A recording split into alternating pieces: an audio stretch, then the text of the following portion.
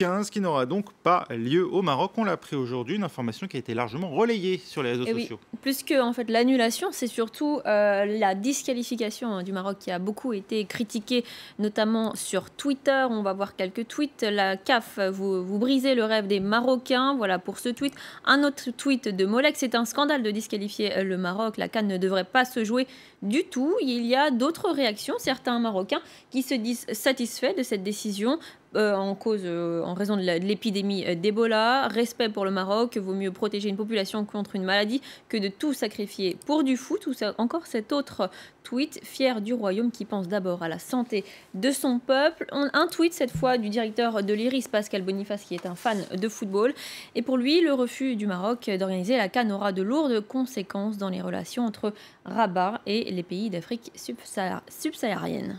Autre sujet d'actualité aujourd'hui, c'était les commémorations du 11 novembre. Et un peu avant l'arrivée de François Hollande au mémorial, on l'a vu sur les images de Notre-Dame de Lorette, c'est dans le Pas-de-Calais, un avion de tourisme a survolé la zone. C'est assez inhabituel puisqu'une banderole y était inscrite, Hollande démission. Oui, à l'origine de cette action, David Van Emelryk, il dirige le groupe Hollande démission, très actif lors des manifs pour tous, et il a revendiqué cet acte sur son compte Twitter. Il a également posté des photos prises depuis l'appareil sur son compte Twitter. Il a fait un récit très détaillé. Le leader du mouvement a indiqué qu'il avait été suivi par un hélicoptère de l'armée, qu'il a été visé au fusil de précision, a-t-il raconté, et que c'était sa manière à lui d'honorer les anciens combattants. Alors bien évidemment, il y a eu tout un tas de réactions, de critiques sur cette action. Des anonymes, comme on va voir ce tweet de Lasfargue. Il y a quelque chose d'infiniment misérable, d'infiniment attentatoire à la dignité dans cette banderole survolant Lorette. Mais il y a aussi pas mal de tweets des politiques. Cécile Duflot, l'ex-ministre, elle considère que c'est un geste particulièrement minable. Honte à ceux qui sont centrés sur les aigreurs détournent des commémorations de toute la nation. Il y a aussi ce tweet de François de Rugy, co-président du groupe écologiste à l'Assemblée nationale. En ce 11 novembre, voir sur Twitter que le petit avion flanqué de la banderole anti-Hollande survole Notre-Dame de Lorette. Indécence et honte. Il y a aussi eu la réaction du secrétaire d'État aux anciens combattants, Kader Arif, qui a dénoncé un geste imbécile. Et puis le site du Huffington Post nous rappelle un autre épisode malheureux pour François Hollande. C'était aussi un 11 novembre en 2013. Il avait été hué sur les Champs-Élysées.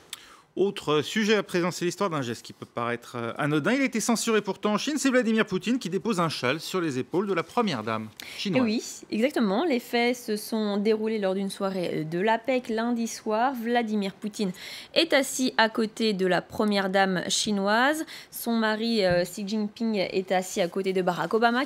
Les deux chefs d'État sont en train de discuter. Et il y a eu un petit échange entre Vladimir Poutine et la première dame. Et Vladimir Poutine se lève pour déposer ce châle sur les épaules de la First Lady. Alors la scène a été captée par la télévision d'État chinoise. La présentatrice parle d'un geste chevaleresque.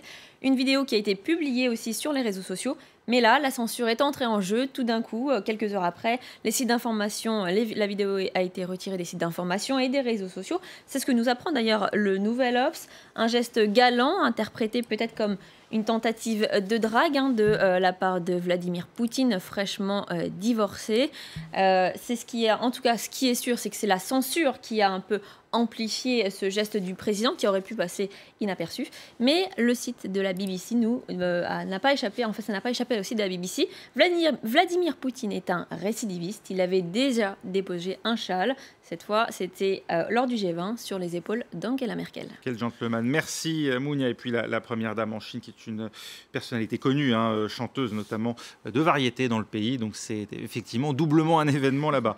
Merci. On passe maintenant à notre focus du jour. C'est l'un des points chauds de la planète, le Cachemire. Un conflit qui empoisonne l'Inde et le Pakistan depuis un demi-siècle avec risque